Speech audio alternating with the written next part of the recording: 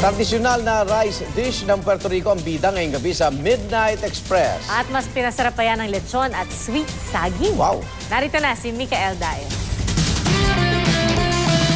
Sinasabi ng iba na ang Philippines ay naging food capital na sa buong mundo dahil kahit anong klaseng cuisine mahanap mo na raw dito. Idagdag na natin sa listahan ang Puerto Rican food. Tara! So, Tita Millie, full Puerto Rican ba kayo? Are you 100%? 100%. 100%. So, please introduce the food we have here. This is one of our traditional dishes. This is our arroz con gandules, our lechon with sweet bananas. Arroz con gandules ang tawag ng mga Puerto Rican sa kanilang traditional holiday rice dish dahil hindi pang karaniwan ang kanin na ito. Why is it orange? What did you put? Because it's the tomato sauce and my sofrito. Sofrito. What's sofrito? My sofrito is the base that most of the Puerto Rican dishes have.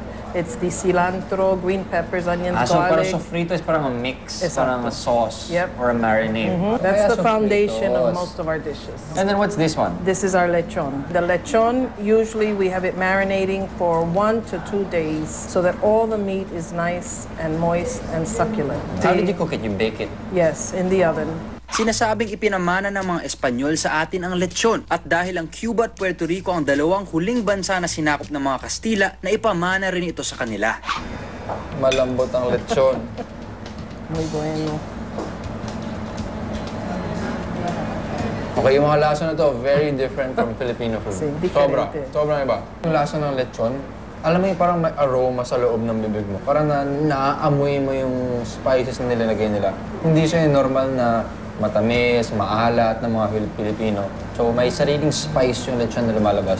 Sa kanin rin nila, yung sofrito na hinahalo nila dito sa kanin nila, kakaiba rin. Ayun, this is Puerto Rican food. Kita nyo naman, ang dami nating mahanap na iba't ibang mga pagkain sa iba't ibang parte ng mundo.